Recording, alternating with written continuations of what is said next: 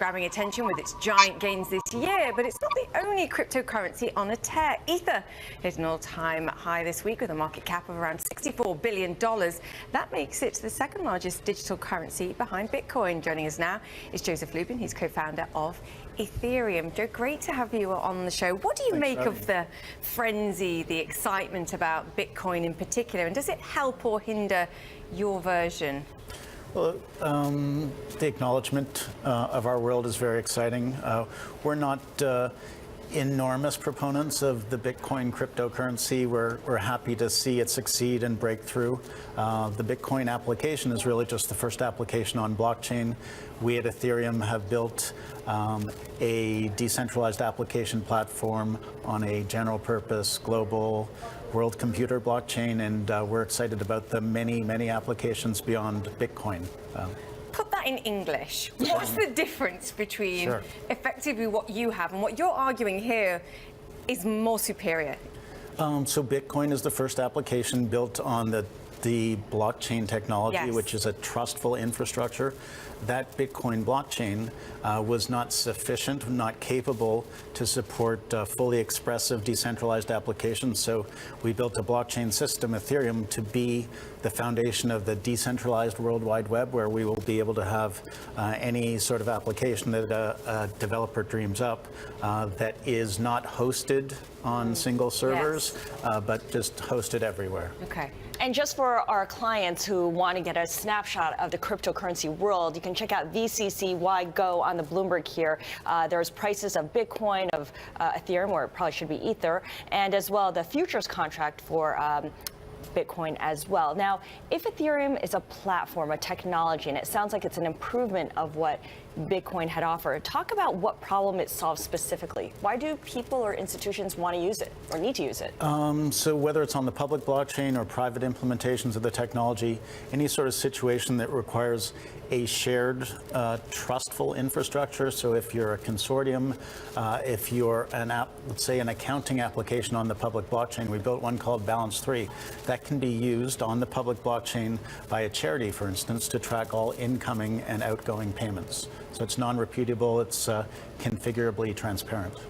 And a lot of people like that idea. They adhere to that philosophy, and we've seen a lot of these initial coin offerings, ICOs as well. You've been vocal about ICOs being perhaps not kosher, kind of fraudulent. Why is that? I think that's a slight mischaracterization. Please clarify. Some token launches are excellent and represent high-quality projects. We've been involved in doing some of those. We've issued a tokenized security to fund an independent film. We've issued tokens that we believe are utility tokens that would not be characterized by the SEC as securities. And those represent consumer access tokens. They represent tokens that can be used like an Amazon Web Services credit for use of services on a platform. Can these two things exist going forward? Let's fast forward 5 years, and I know that's light years in technology terms. Can they exist together, whether it's the blockchain that's been built and the uses that are being talked about right now of that Ethereum, your platform, which you're saying has got far wider, broader uses going forward, and then the digital tokens or the currencies that then are a piece of that too? Can they exist? So can both Bitcoin and Ethereum exist? Yeah. So again, Bitcoin's one early application of the blockchain technology. It's being picked up right now as a Gold 2.0, a store of value, and so it's got an early killer app feel to it. But Ether can be a more programmable money. We conceive it as a crypto fuel because it powers these programs on the world computer. You're incredibly diplomatic, but you keep saying that they're kind of the early stage, and what we normally see in technology is the early stage ones kind of die out. They get superseded by something superior. Beta, is that what you're VHS. saying?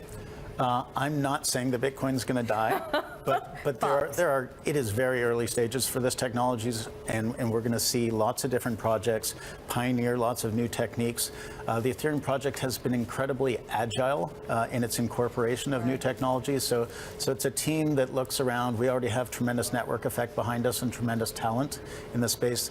Not just the Ethereum Foundation, but many different companies are helping to build out the technology. You just need more recognition, you're saying. They had first mover advantage just by scale and and scope? Well, I would say that Ethereum is far in advance of Bitcoin right now. Yes. If you look at it as an ecosystem, Ethereum has, according to a friend of ours at Gartner, it has 30x the number of developers of the next most popular blockchain system, which is Fabric, in terms of developers. Wow. And so when you're building an ecosystem, the only thing that matters is developers. Size. I want to pull it back a little bit here because people still get confused about what Bitcoin is, what Ether is, what cryptocurrencies represent. We talked with Scott Galloway, who's a professor at NYU Stern School of Business, and he says he thinks of Bitcoin as kind of a chaos proxy, a mistrust index. Young people losing faith in institutions and the institutions that oversee the central bank. That's an outsider's perspective of it. Yeah. From an insider's point of view, is he right? Is that the right way to think about it? Yeah, so it represents a bunch of different factions, let's call them. So there's an early crypto anarchist faction. There are currently many different Wall Street types being drawn into the space. There are people using Bitcoin for payments. We've taken the technology in the Ethereum context and enabled average software developers to get in there and use it to build anything they want. And so we're seeing supply chain, we've got advertising technology projects, we've got our accounting system, we've got payment systems that we're building, so it's going to be all over the map. Yeah. What about as something institutions can trade? Because we saw the launch of Bitcoin futures this week. We're going to see the CME launch their version of Bitcoin futures next week as well. Are we far away from an Ether future contract? Sure. So there are derivative products on currencies in the legacy world, and we think of Ether as a crypto fuel to power compute operations and storage operations on the world computer. It may make sense to have a future for that particular crypto commodity. The Bitcoin futures are not grounded in the sense that they're cash settled. So it would be nice if one created a forward or a future that was actually grounded and deliverable. So you see value in it? I see value in both deliverable and cash settled, absolutely. I think we have our answer there in some way. Very quickly, how should this be regulated? How should this sphere be regulated now? Because regulators are always behind the curve on these things.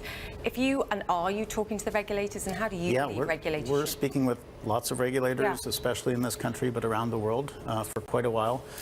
In this country, with respect to token launches, I feel that we're well regulated by the SEC.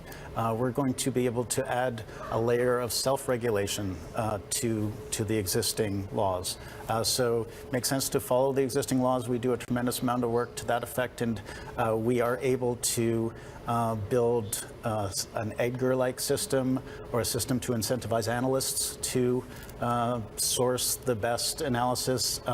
All of these token launches are based on white papers, et cetera, that are accessible. So we can take that information and we can push it out to the world in the global context and make consumers aware of what's actually there. Right. Joe, final question, and I'm sorry if I'm impertinent here, but how much of your personal wealth is in Ether versus US dollar cash?